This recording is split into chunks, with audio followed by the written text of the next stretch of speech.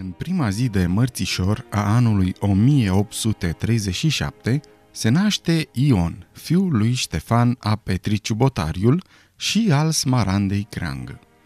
Ion avea să se nască cu condeiul în mână și va deveni peste ani cel mai iubit și apreciat povestitor al patriei noastre. Ion avea să fie primul născut dintre cei 8 frați.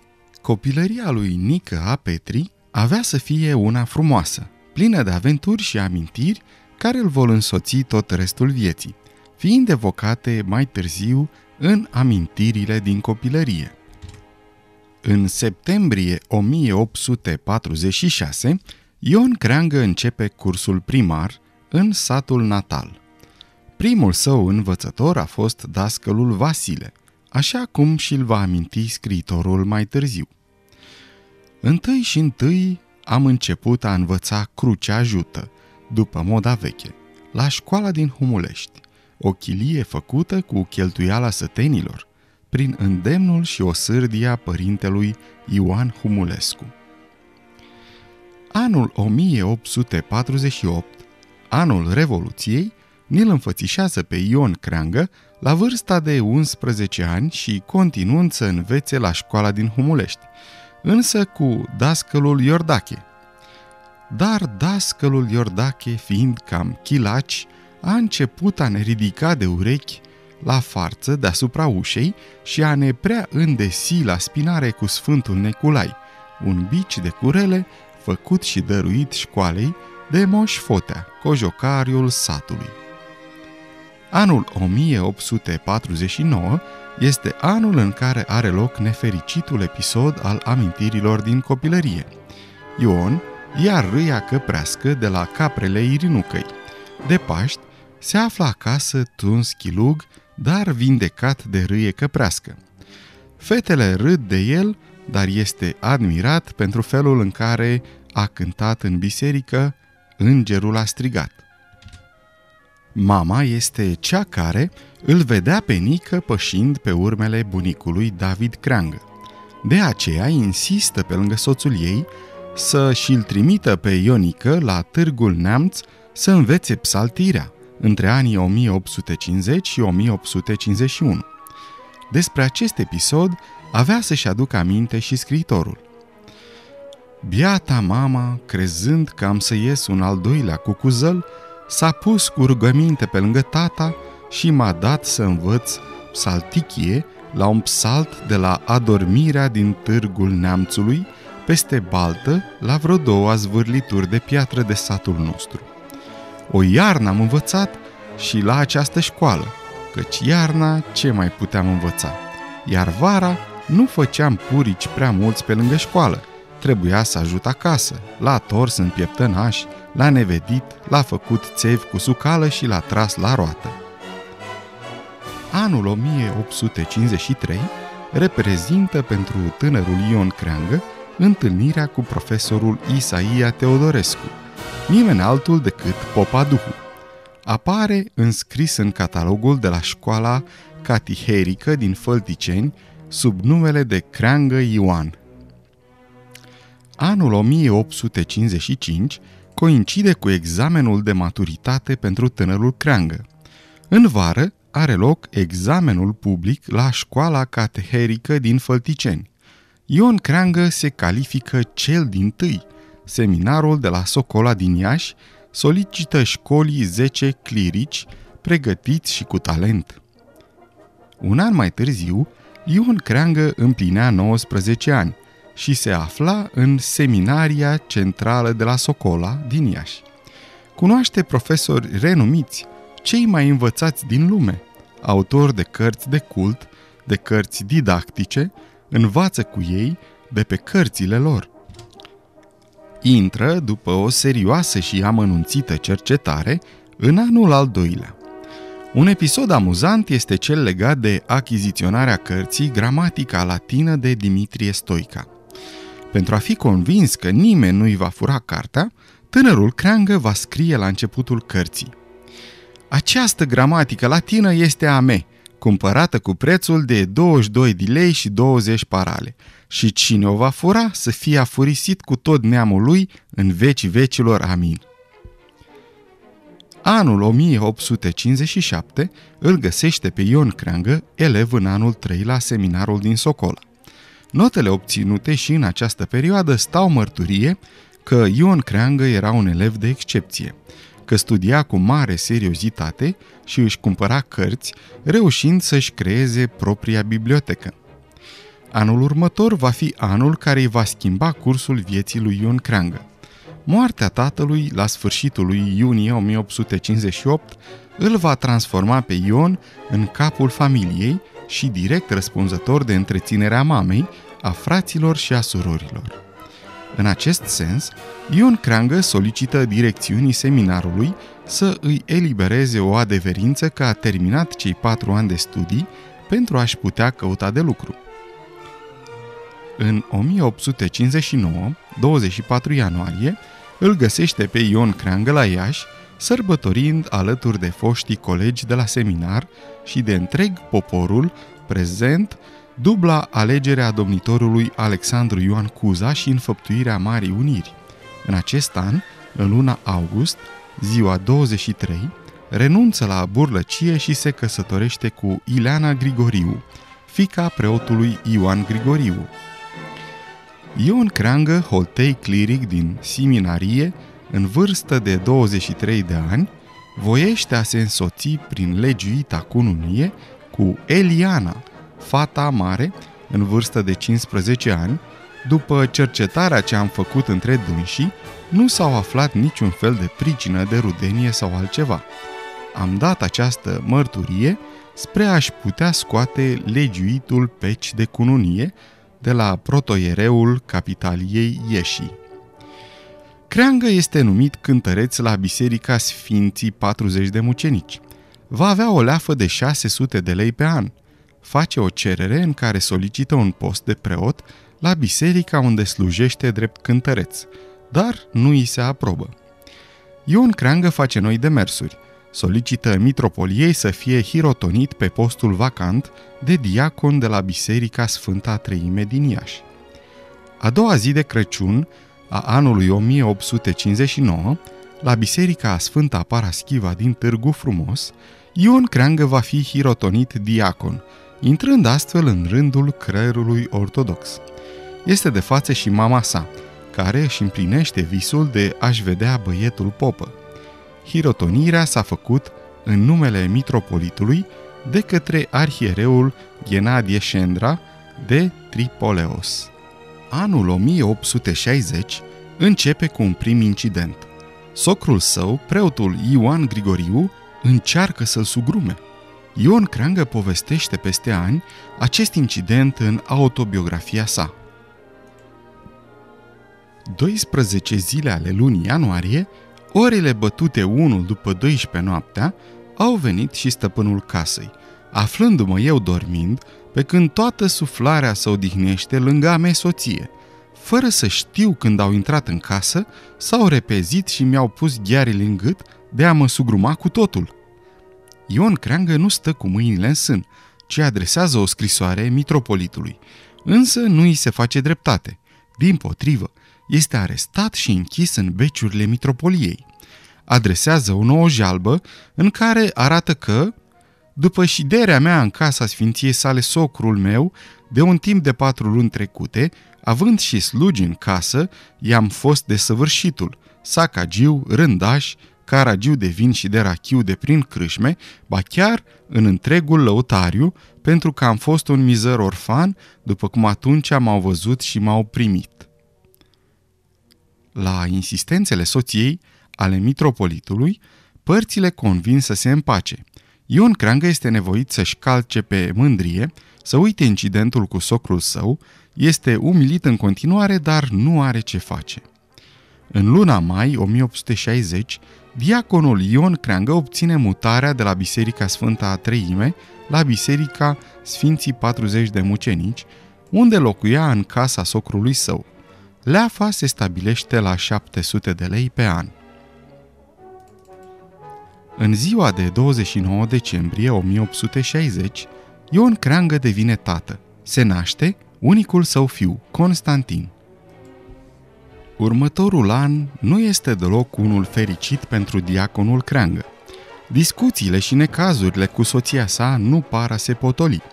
Se dedică familiei, copilului său Constantin, dar și studiului. Se gândea și își făcea planuri pentru cariera de preot. Cumpăra și citea cărți în limbile franceză și germană, cărți de pedagogie mai cu seamă. În anul 1863, Ion Creangă își va pierde mama, pe buna și înțelegătoarea Smaranda Creangă. Anul secularizării averilor mănăstirești îl aflăm pe diaconul Ion Creangă locuind în una perechi de casă vechi de vălătuci acoperite cu șindrilă, cuprinzătoare de 3 odăi cu sile și fereștrile lor trebuitoare. Casă în care locuiește Ion Creangă, servitoriu bisericii. Nu plătește chirie, dar face slujbă la biserică.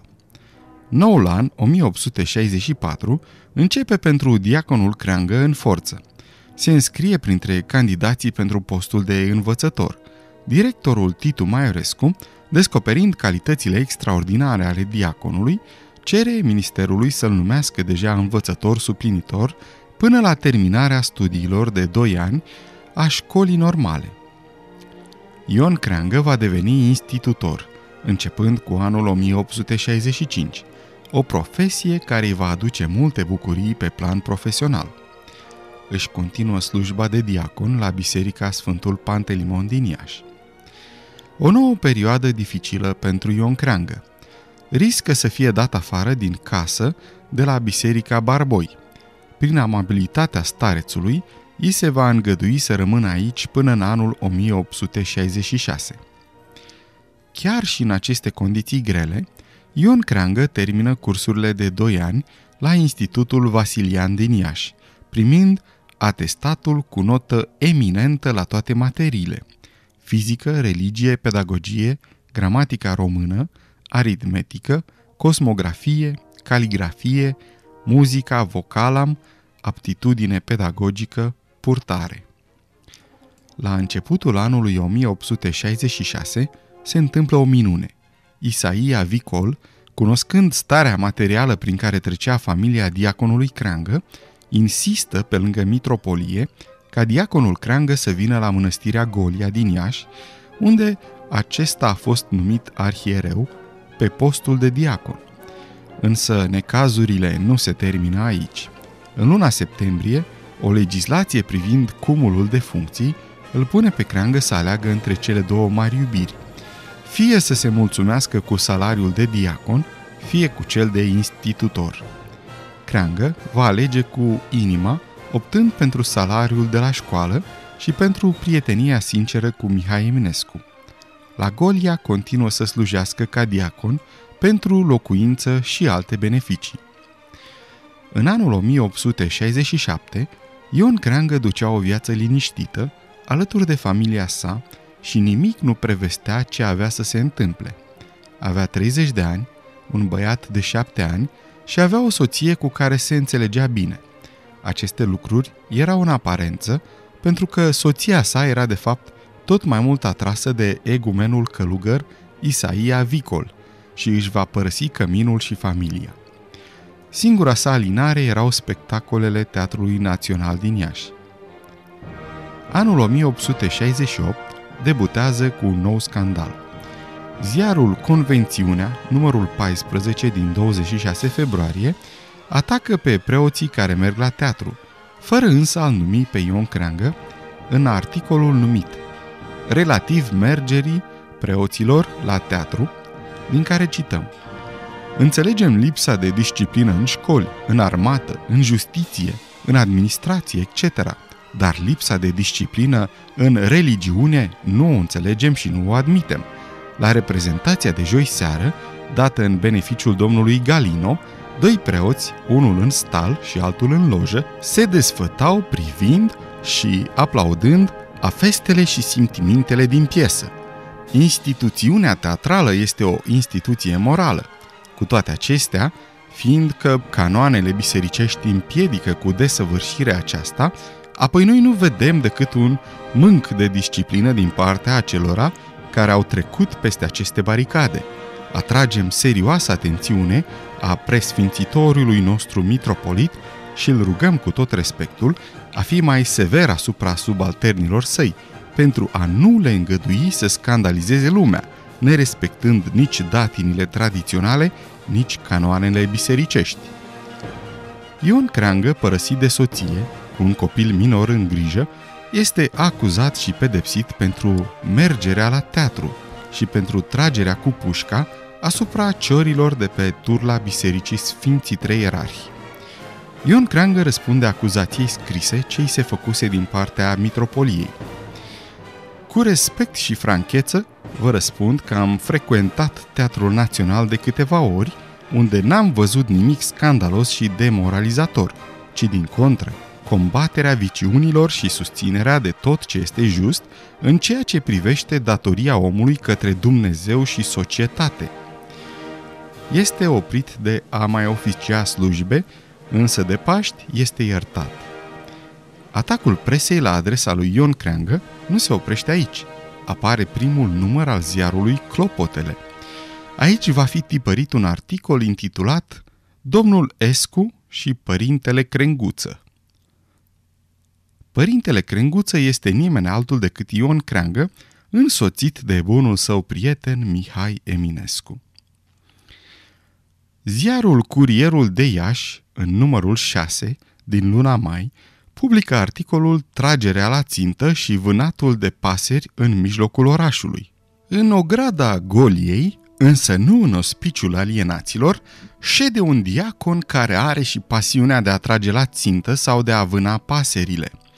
Din nenorocire însă, împușcătura nu lovește totdeauna ținta și așa s-a întâmplat ca popa vânătorul a împușcat în loc de o pasăre fereastra bisericei, ce se afla tocmai deasupra altarului, și o altă dată a tras chiar deasupra balconului ospiciului.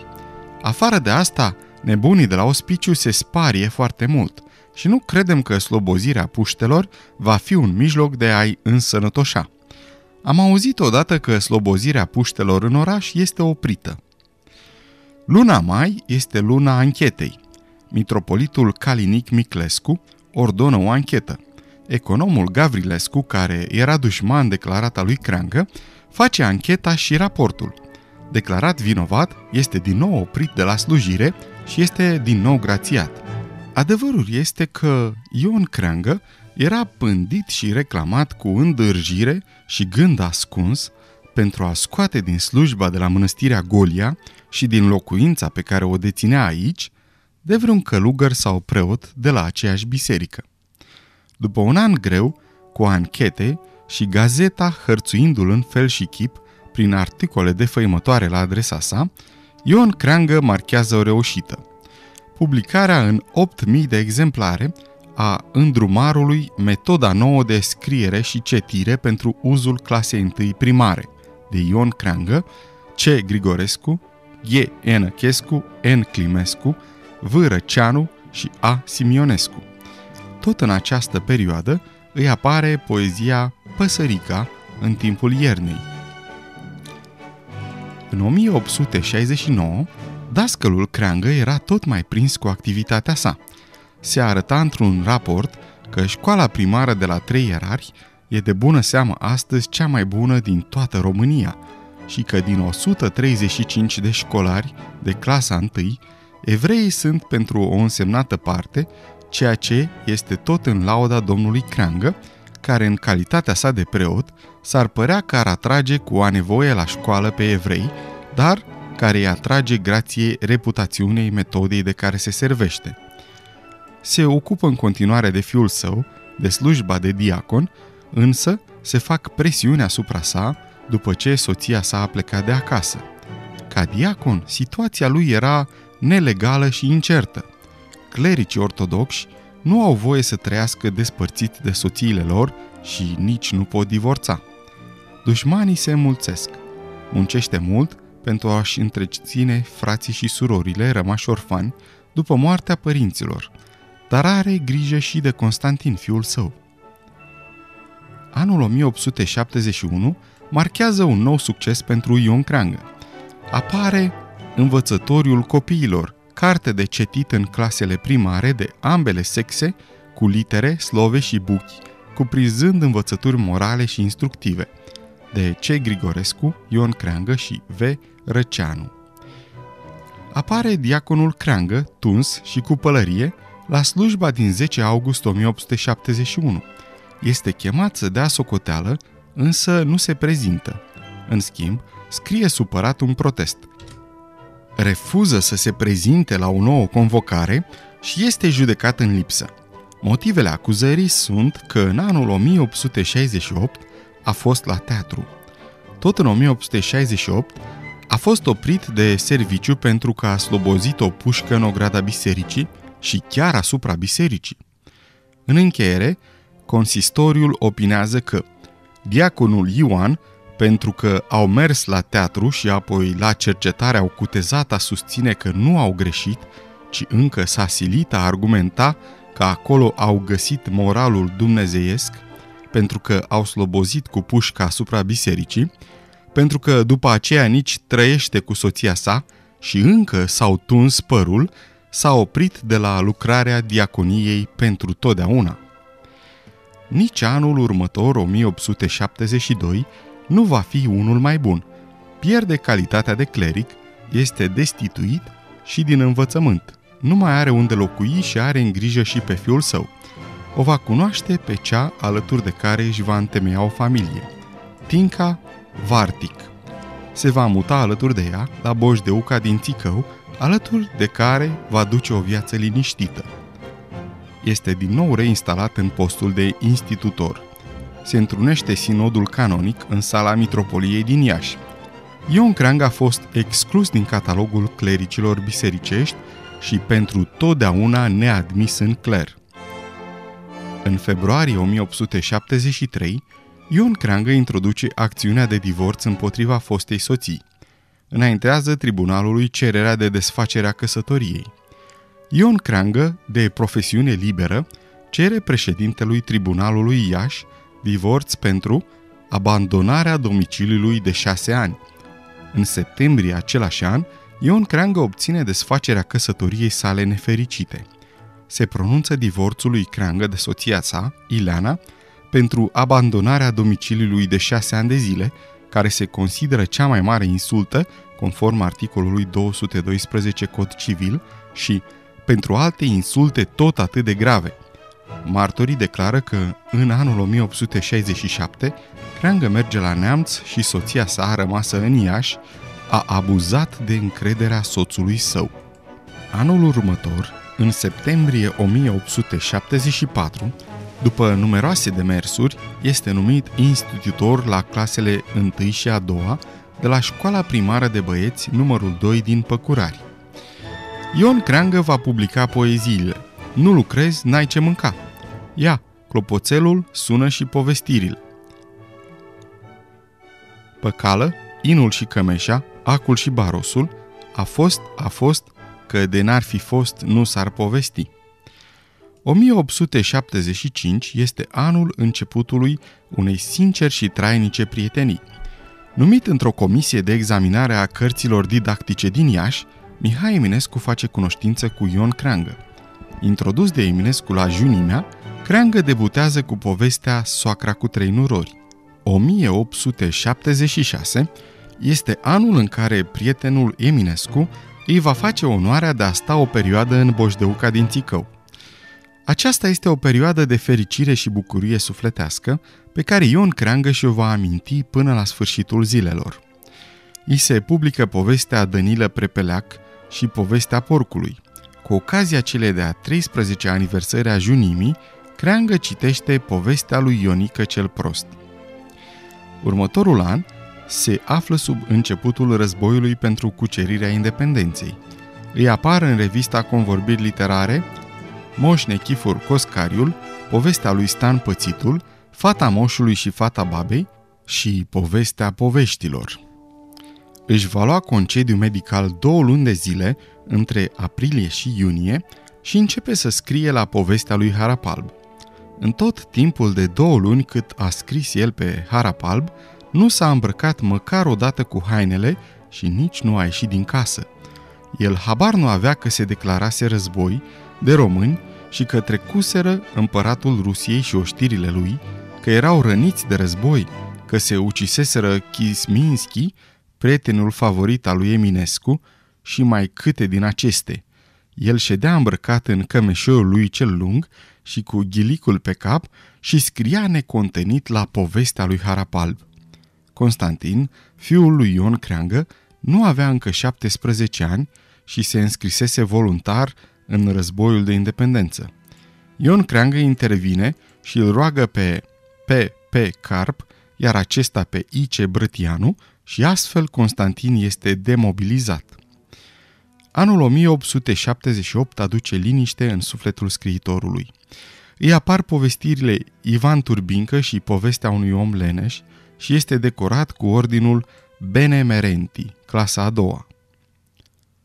1879 este anul intrării în universalitate prin Dicționario Bibliografico delle Scrittori Contemporanei de Angelo di Gubernatis, Firenze, 1879. La pagina 324 a acestui dicționar este înscris și Ion Creangă. Creangă Giovanotti, scriitore romano. Ion Creangă cumpără locul și boșdeuca din Țicău pe numele Tincăi Vartic. Scrie el însuși actul și îl semnează ca martor. Plătește 50 de galbeni austrieci, a 37 de lei vechi galbenul. Ion Creangă o face proprietară pe femeia care avea grijă de dânsul și de gospodărie, dar toată viața s-a considerat proprietar pe această boșdeucă de căsuță. 1880 este un an dificil pentru scriitor. Apar semnele serioase ale îmbolnăvirii și odată cu ele concediile medicale. În acest an începe să scrie Amintiri din copilărie. Este apogeul creației sale. În doar 5 ani de la debutul său în convorbiri literare, este deja un scriitor cunoscut și admirat. Fiul său își face griji pentru sănătatea precară a tatălui său. Tată, boala dumitale are sau nu leac? Aceasta nu ți-o pot spune nici doctorii. Dacă ții la viața și la rugămințile copilului tău, prezervează-te, schimbă-ți traiul, selește-te a asculta sfaturile doctorilor de acolo, care pentru asemenea boale sunt tot atât de savanți ca și aceștia de aici. În această perioadă, Creangă se află la boșdeuga lui Dragă. 1881. Starea de sănătate îi se înrăutățește. Este tot mai bolnav. În acest an se va interna la Spitalul Brâncovenesc din București să-și caute de sănătate. Scrie cu febrilitate opera sa Amintiri din copilărie și o va publica în revista Junimii Convorbiri literare.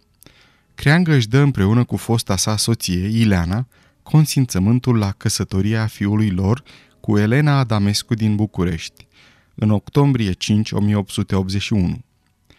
În luna noiembrie, Creangă publică în Convorbiri literare povestirea Popaduhu, un emoționant portret literar al profesorului său de la școala domnească din Târgul Neamț, Isaia Teodorescu, dar și poeziile Când eram în floarea mea și Mielușica, auzită în Spitalul Brâncovenesc de la mama Balasa, o gardiancă bătrână, de locul ei din Craiova. Din acest an, 1882, boala îl va chinui și mai tare. Revista Contemporanul din Iași publica alte 2 poezii populare culese de Ion Creangă la București, în Spitalul Brâncovenesc de la aceeași mamă Balasa. Lina Cătălina și Bratu. În luna noiembrie îi apare povestirea Ion Roată și Vodăcuza. Luna decembrie aduce o nouă recunoaștere a valorii scriitorului Ion Creangă. Societatea România Jună din Viena îi proclamă pe Ion Creangă, Nicolae Gane și Ade Xenopol membrii onorari. De ziua nașterii sale, la 1 martie 1883, Creangă va tipări în revista Junimii de la Iași, Convorbiri literare, anecdota 5 pâini. Este ultima colaborare la prestigioasa revistă, care îl publicase în urmă cu 8 ani. În iunie 1883, Mihai Eminescu sosește la Iași ca trimis al ziarului Timpul. Va dormi la Boșdeuca lui Creangă. Emil Gârleanu, fost elev al lui Creangă, a stat de vorbă cu Tinca Vartic și a aflat ce s-a petrecut la Boșdeucă. Eminescu venia bătut la Iași. Nu stătu mult și ceti lui Creangă Doina, scrisă la București. Apoi, când se puse să se odihnească, scoase din buzunar un revolver mic și l-așeză pe masă. La întrebarea lui Creangă de ce-l poartă, Eminescu răspunse că îi e frică să nu-l ucidă. Acest lucru îl îndureră adânc pe Creangă și l opri de se uită îndelung la fața obosită a poetului care adormise pe pat. 1883, în luna octombrie, apare o știre grăbită în Curierul Capitalei. Dăm cu toată mâhnirea și sub rezerva știrea că prea iubitul nostru scriitor popular din Iași, Creangă, ar fi încetat din viață foarte grabnic. În vreme ce Mihai Eminescu este foarte bolnav și se adună bani pentru a fi trimis la tratamentul în străinătate, Ion Creangă are o criză în clasă și se răspândește vestea că a murit. 1883, în luna noiembrie, Ion Creangă este decorat cu ordinul Cavaler al Ordinului Coroana României ca o confirmare a meritelor sale didactice. 1884. Sănătatea îi este tot mai șubredă. Fiul său, Constantin, se îngrijorează de sănătatea tatălui său și îi cere prin intermediul scrisorilor: Te rog mult, nu te scumpi și vestește-mă imediat asupra sănătatei și felului cu care îți duci bătrânețile tale nevârstnice. Anul 1885 nu este unul mai bun cu privire la starea sănătății scriitorului. Scrisoarea lui Constantin din Viena către tatăl său Ion Creangă.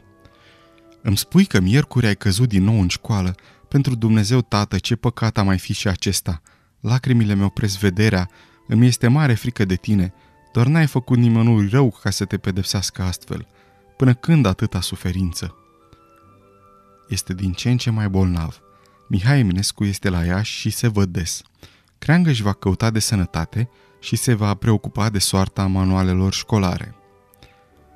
În luna iulie se află la Slănic, la tratament. Ion Creangă se fotografiază alături de domnitorul Alexandru Ioan Cuza. O nouă scrisoare a lui Constantin către tatăl său Ion Creangă. Ți-am primit astăzi mult prieteneasca ta scrisoare și cu cea mai mare părere de rău văd că supărăcioasa ta boală tot te mai încearcă din când în când. Să nădăjduim că băile de la Slănic, care de rândul trecut s-au arătat destul de milostive, anul acesta vor face minuni și te vor ușura cu totul de suferințele tale. Anul 1886 aduce un nou scandal. I se plagiază abecedarele, dar este acuzat chiar el de plagiat. Răspunde calomniilor.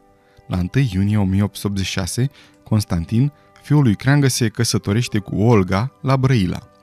Ion Creangă este prezent la ceremonie și va servi la masă un pește pe măsura poftei lui. În 1887, fiul său, Constantin Creangă, este avansat la gradul de capitan. Va pleca împreună cu soția la Bruxelles pentru a urma școala de război. Va merge să-l viziteze pe bunul său prieten, Mihai Eminescu, la Mănăstirea Neamț. Ion Creangă împlinea 50 de ani. Se simțea foarte bătrân. Comunicarea cu Eminescu, neîntreruptă din ceasul când s-au cunoscut, era marea lui dorință. Stătea lângă cuptor cu pisicile lui și spera și pentru el și pentru prietenul său să fie mai bine. De acum înainte va avea concedii medicale până la sfârșitul vieții. În acest an va obține 2 certificate și concedii medicale, unul în februarie și altul în septembrie, ambele pentru 6 luni. În luna septembrie, Ion Creangă reclamă și cere sprijinul primăriei în rezolvarea diferendului cu vecinul său Vasile Coca din Țicău. În luna octombrie se află la Neamț. Vizitează casa în care a crescut și biserica din Humulești pentru a vedea pe părintele Teodor Foxa. Anul 1888 îl găsește pe scriitorul Creangă obosit. În luna iunie se află la Târgu Neamț și redactează unchiului său, preotul Gheorghe Creangă, o petiție către Epitrofia Sfântul Sfiridon cu privire la pensionare. Atacat în continuare de calomniatorul I.P. Florantin, Ion Creangă răspunde în ziarul Fulgerul din Iași cu următorul text. Onorabile, eu ți-aș spune o vorbă la ureche, dacă ai vrea să mă asculți, decât ai tot umbla, hortiș-mortiș, cremându-te a năuci lumea cu articole de jurnale și cu broșuri de ale dumitale, de cele nesărate și râncede, mai bine te-ai sili prin economii, a-ți plăti datoriile, ce le-ai făcut prin surprindere și amăgire la Botoșani, la Bârlad, Iași, București și pe aiurea. Dar știu eu bine că n-am să fiu ascultat, căci, cu cel ce are orbul găinilor și la ochii sufletești și la cei trupești, degeaba vorbești. În luna decembrie, Ion Creangă vine la București, însoțit de Pinca, spre a-i arăta lumea, dar și pentru a se arăta el însuși la medici. Se întâlnește și cu bunul său prieten Eminescu. Anul 1889 este un an deosebit de greu pentru scriitor, iar moartea subită a bunului său prieten Mihai Eminescu îi agravează boala. Ion Creangă află din ziare despre moartea lui Eminescu, prea târziu însă pentru a mai ajunge la timp la București pentru înmormântare. Se simte din ce în ce mai singur, mai ales că în august o va pierde și pe Veronica Micle, cea cu care mai vorbea despre prietenul Eminescu. În ultima zi din anul 1889, când toată lumea se pregătea să sărbătorească anul nou, Ion Creangă moare în urma unui atac de epilepsie. Ion Creangă este înmormântat în ziua de 2 ianuarie 1890 în cimitirul Eternitatea din Iași. Au luat cuvântul Toma Săvescu și Eduard Gruber, ginere al Veronicăi Micle. Jalnica adunare, o dureroasă datorie, cea de pe urmă, ne adună astăzi pe toți în fața mormântului, unde în curând se va odihni pentru vecie Ion Creangă, acest fruntaș al literaturii române. Nemângâiatul fiu, rudele, prietenii și tinerimea entuziastă, admiratoarea lui Creangă, își simt acum inima zdrobită și, cugetarea înnourată în fața muțeniei și a neclintirei în care el zace, muțenie și neclintire care ne face să ne îngrozim și să ne podidească lacrimile, pentru că nu mut și nu neclintit a fost Creangă în viața lui. Ion Creangă rămâne cel mai cunoscut autor de povești pentru copii. Cine nu-și amintește peripețiile năzdrăvanului Nică la Scăldat, ori povestea pățitului Harap Alb? Stilul său simplu, accesibil cititorului, l-a făcut să fie îndrăgit și iubit de atâtea generații.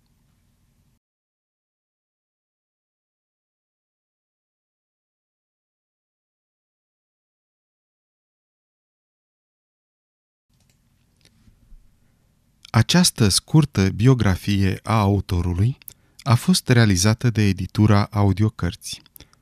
www.audiocărți.eu, singura editură din România care a înregistrat integral opera autorului pe un CD audio MP3. Acest CD conține amintiri din copilărie, 11 povești și 9 povestiri înregistrate integral, totalizând peste 10 ore de audiție la cea mai bună calitate. Prețul acestui CD este de 25 de lei plus taxe poștale și se poate comanda accesând site-ul www.ioncreangă.eu sau site-ul www.audiocărți.eu. Vă mulțumim pentru vizionare! Vă invităm să accesați site-ul www.ioncreangă.eu, unde puteți găsi o biografie amănunțită a autorului, operele în format text și informații despre CD-ul audio cu opera integrală a autorului și vă invităm în continuare să ascultați una dintre cele mai îndrăgite povești scrise de Ion Creangă, și anume Ursul păcălit de vulpe. Audiție plăcută! Ion Creangă, Ursul păcălit de vulpe. Aceasta este o înregistrare audiocărți.eu. Era odată o vulpe vicleană, ca toate vulpile. Ea umblase o noapte întreagă după hrană și nu găsese nicăieri. Făcându-se ziua albă, vulpea iese la marginea drumului și se culcă sub o tufă, gândindu-se ce să mai facă, să poată găsi ceva de mâncare. Șezând vulpea cu botul întins pe labilii de dinainte, îi vine miros de pește. Atunci ea ridică puțin capul și, uitându-se la vale, în lungul drumului, zărește venind un car tras de 2 boi. Bun, gândi vulpea, ia ca hrana ce o așteptam eu. Și îndată iese de sub tufă și se lungește în mijlocul drumului, ca și cum ar fi fost moartă. Carul, apropiindu-se de vulpe, țăranul ce mâna boii o vede și, crezând că-i moartă cu adevărat, strigă la boi: Ahu, ahu! Boii se opresc. Țăranul vine spre vulpe, se uită la ea de aproape și, văzând-o că nici nu suflă, zice: Bre, dar cum naiba o muri vulpea asta aici? Tii, și frumoasă cațaveică, am să-i fac nevestei mele din blana istui volpoi. Zicând așa, apucă vulpea de după cap și, târând-o până la car, se o pintește și o aruncă deasupra peștelui. Apoi strigă la boi: Hăi, Zoian, cea bourean! Boii pornesc. Țăranul mergea pe lângă boi și tot îndemna să meargă mai iute, ca să ajungă de grabă acasă și să iei pielea vulpii.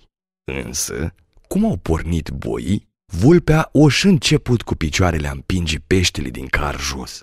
Țăranul mâna, carul scârțâia și peștele din car cădea.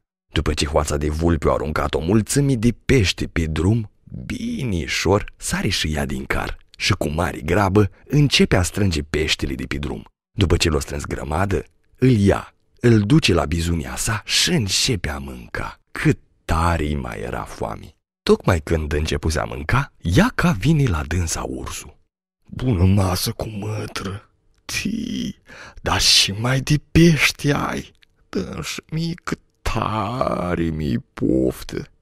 Ia mai puneți pofta în cui cu mătri, că doar nu pentru gustul altuia m-am muncit eu. Dacă ți-e așa de poftă, du-te și-ți mai coada în baltă ca mine și ia avea pește să mănânci. Învață-mă, te rog, cu mătră, că eu nu știu cum să prinde peștele. Atunci vulpea rânjă dinții și zise: Alei cu metri, dar nu știi că nevoia te duci pe unde nu ți-i voia și te învață ce nici gândești? Ascultă, cu mătri, vrei să mănânci pește? Du-te de seară la băltoaga așa din marginea pădurii, vârâți coada în apă și stai pe loc fără să te miști până despre ziua. Atunci smucește vârtos spre mal și ai să scoți o mulțime de pește, poate îndoit și întrăit decât am scos eu. Ursul, nemai zicând nicio vorbă, aleargă în fuga mare la băltoaga din marginea pădurii și-și vâră în apă tătă coada. În acea noapte începu să bate un vânt rece, din-gheța limba în gură și chiar cenușa de sub foc. Îngheață zdravăn și apa din băltoagă și prinde coada ursului ca într-un clește. De la o vreme, ursul, nemai putând de durerea cozii și de frig, smucește odată din toată puterea și, sărman urs, în loc să scoată pește, rămâne fără de coadă. Începe acum el a mormâi cumplit și a sări în sus de durere. Și înciudat pe vulpi că l-a amăgit, se duce să o ucidă în bătaie. Dar așireata vulpii știe cum să se ferească de mânia ursului. Ea ieșise din bizunii și se vârâsă în scorbura unui copac din apropiere. Și când văzu pe urs că vine fără de coadă, începu a striga: Hei, cu metri, dați-o mânca pești coada? Ori ai fost prea lacom și ai vrut să nu mai rămâie pești în baltă? Ursul, auzând că încă îl mai ieși în râs, se înciudează și mai tare și se repede iute spre copac. Dar gura scorburii fiind strâmtă, ursul nu putea să încapă înăuntru. Atunci el cată o creangă cu cârlig și începe a cotrobui prin scorbură ca să scoată vulpea afară și să-i deie de cheltuială. Dar când apuca ursul de piciorul vulpii, ea striga: Tragi, nătărăule, mie nu-mi pasă că tragi de copac. Iar când anina cârligul de copac, ea striga: Văleu cu metri, nu tragi când rup piciorul. În zadar s-o năcăjit ursul, de curgeau sudorile, că tot nu putut scoate vulpea din scorbura copacului. Și ea ca așa o rămas ursul păcălit de vulpi. Sfârșit.